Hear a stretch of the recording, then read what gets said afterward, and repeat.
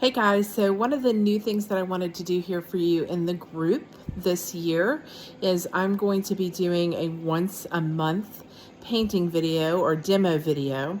And so this is the first one, and we'll see how they go. They may change.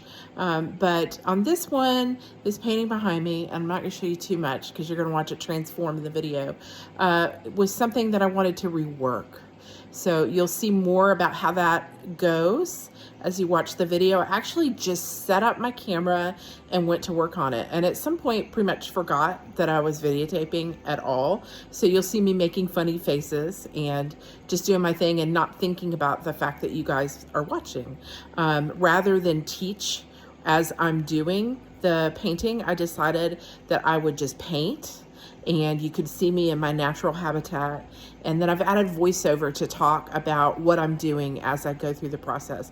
I think this is going to be really fun and very exciting. I'm excited to share my process with you, for you guys to watch how I actually work on a painting. So I hope you enjoy it. If you have any questions, definitely add them in the comments below and tell me how you like this and how you like how the painting is evolving and all of that stuff. Thanks. All right, so I decided to just start with adding some collage to this piece. I've worked on it for a little while. It was something entirely different, and it had been in the studio for a bit, hadn't sold. It had some interest, but it's been around a while. So I started working on it towards the end of last year, just trying to change it up. It started to look a little bit like a landscape, and it had to sit for a little while because I was off on doing other projects and so forth. So I just kind of lost interest in the idea of the landscape, and I decided it would be a really excellent exercise to share with you guys how I go about reimagining a painting that I'm not satisfied with, or that's been around a while, or whatever it is. You can always rework something. You can, especially if you're working with acrylics and mixed media, it's really easy to rework a piece. So I'm just adding, this is actually sewing pattern paper, which I have a ton of, and I'm really just kind of slapping it on here, not really thinking too much. That's the key to this for me. It's the key to how I create pretty much all the time, is to not think too much about what I'm doing, but to just kind of instinctively or just without much thought, just add things onto the piece, especially when I'm rescuing a piece like this. So I'm putting the pattern paper on with matte medium, and I get mine from Nova Color, and the tool that I'm using is called a color shaper, and you can get those from Dick Blick. You might be able to find them on Amazon. So I'll share links to where you can find the supplies I use on Amazon and Dick Blick in the description for this video. It's important to know that I'm kind of just slapping these pieces of paper on here without thinking too much about what they're going to look like in the final product, because they may get completely covered.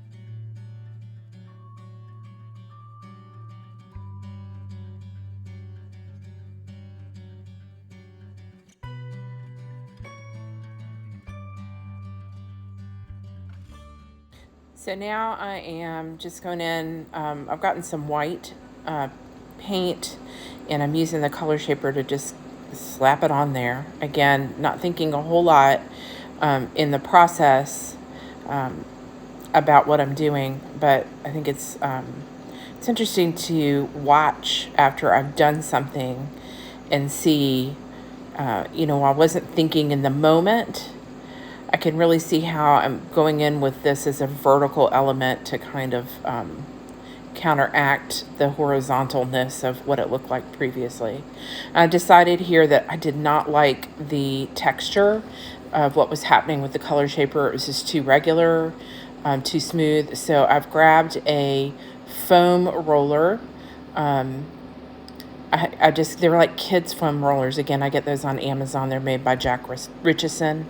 And I love the way they just don't evenly put paint down. I like for things to not be controllable because I don't want to try to be in control of the painting. So the rollers are really fun for that. I wanted kind of move that paint around a little bit more that I've already put down where it's so thick at the top. So I just hit it with a spray bottle. I have a spray bottle of water. And I'm going to use the roller here to pick up some of what I already put down and then carry it into some of the other areas of the painting. I'm adding white. White is I like to use white for a variety of reasons.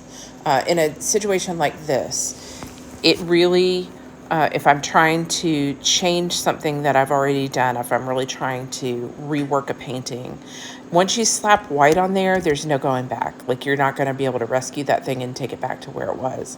So it's a really solid, like, irreversible decision to do that. It's a definite choice, and it indicates that I'm not afraid to just really, like, let go of what was there before and do something new. So white does that. Of course, you can do the same thing with black or red or anything that's just a really powerful, powerful color. So I'm just kind of moving around the white. The other reason that white is valuable is originally on this painting, everything on there was sort of, in terms of the value, all very mid-range except for a couple areas of a darker value. So that white is bringing in a whole lot of light to the piece. And who knows what it'll look like. I honestly don't know at this point what the finished painting is going to look like. I don't generally start with anything in mind in terms of what I want it to look like. So who even knows how much of this white is going to show, how much of the collage is going to show, or what the painting is going to look like in the end.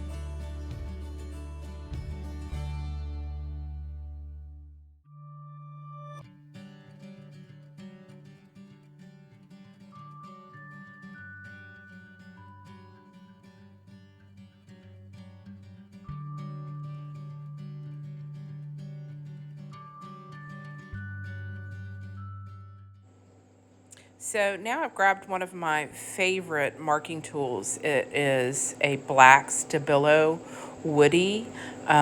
These are like a sort of a cross between a watercolor pencil and a oil pastel and a crayon. They're water soluble. The colors are great. They're really fat and easy to hold. So basically all I'm doing is like scribbling and making shapes. I'm just trying to, well, I mean, at the, again, watching myself and thinking about what I'm doing, at the time I'm not really thinking about it, but I can maybe look at myself now and say, oh, I see what I was trying to do. But I wasn't thinking that at the time. I can tell you, I wasn't thinking about it. But what this part of the process did was add some structure into the painting. So one of my favorite things about the woodies is how water soluble they are. So I've grabbed a paintbrush and I just sprayed it with water, and I'm using that to activate what is already on the canvas that I drew on with the Stabilo woodies. So all of that black it's not black paint. It is the Stabilo woody that I'm activating with water on the paintbrush.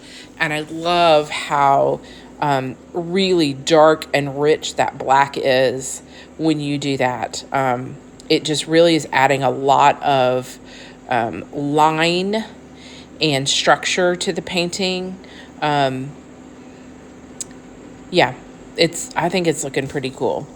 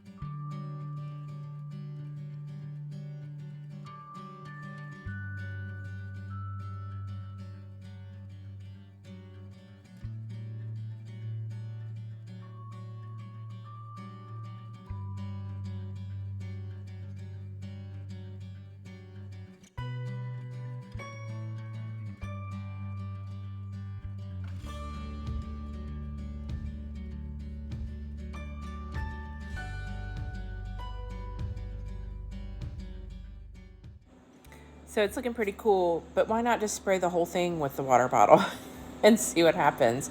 I wanted to get some, I just wanted to see what would happen. Get some drips and some runs going in there. There were some areas where I had drawn with the Stabilo crayon, and I wanted to activate those with the water. So as I started to spray, I'm like, dude, that's cool. So I'll spray more.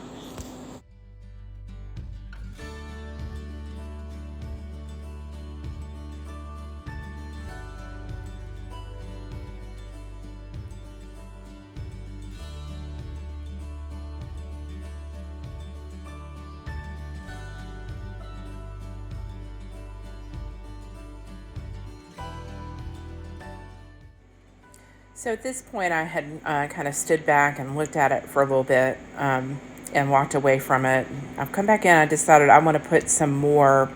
It's very organic looking now with the marks and the drips and the areas of color. So what I'm actually using here, I know it's hard to see, is I'm using one of my own handmade foam stamps with white paint again. Love me some white. And I'm just painting I'm using a cosmetic sponge to apply the white paint to the stamp, and then I'm pressing the stamp onto the canvas. I love repeating patterns, and I love the contrast of something that is a more, I don't know how to describe it, non-organic shape. I'll just say that. So a repeating pattern of a non-organic shape in the context of a painting that has so much happening in it that is just drippy and organic and flowy, and now you have this really definite shape that is repeating in a definite line or grid. I think it just really adds contrast. You can get contrast in a painting in a whole lot of ways. You can do that with values, but between dark and light. You can do that with colors if you wanted to use contrasting colors or colors that are opposite each other on the color wheel. And you can also do it with shapes. So organic shapes versus a more unorganic shape. You can also do that with sizes. You can have big sizes and small sizes. And all of that can make a painting interesting. Whether or not you want to have a lot of contrast in your painting, it just depends on what you're trying to convey. You know, something that is like that you want it to be more calm and peaceful might not have as much contrast. It's just, what is the emotion that you want for people to feel when they're looking at your painting? What kind of interest do you want to spark in them? That's how you make a decision about how much contrast, what kind of contrast, and so forth.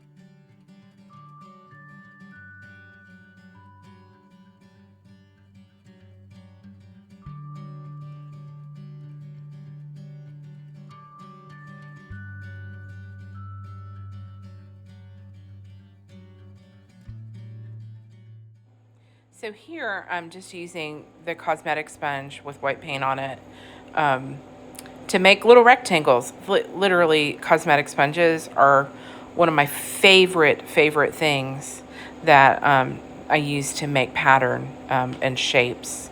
Well, and just for smearing paint on. That's like my favorite paint tool. Cosmetic sponges, and then my fingers. Those are my favorite tools. So I'm making a grid with just pressing the white paint with the cosmetic sponge, then make these sweet little rectangles. And really getting some interesting patterns happening in the painting.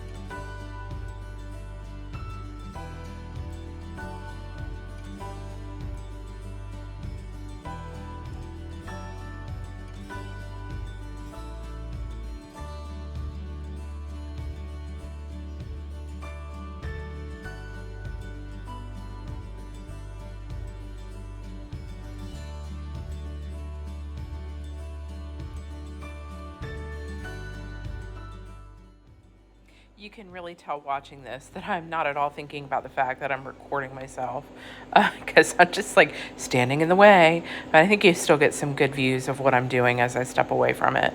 So at this point, I'm using the cosmetic sponge to add some more white just within the black areas. There's some shapes that have happened in there within where I drew with the Stabilo crayon and then darkened it. And I just am trying to use the white to make those shapes a little bit more definite in that area, make them stand out just a little bit more.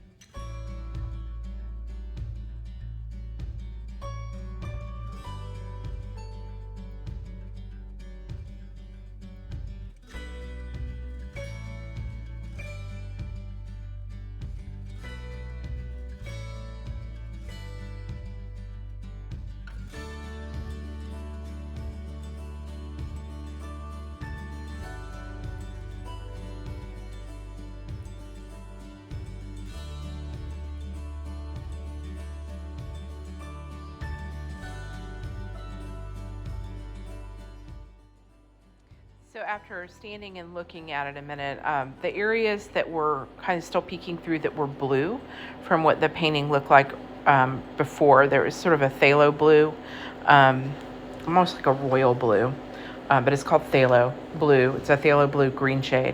And I wanted to add some more of that in, so I grabbed that color and my roller, and I am adding some areas of blue just to carry that around a little bit more within the painting.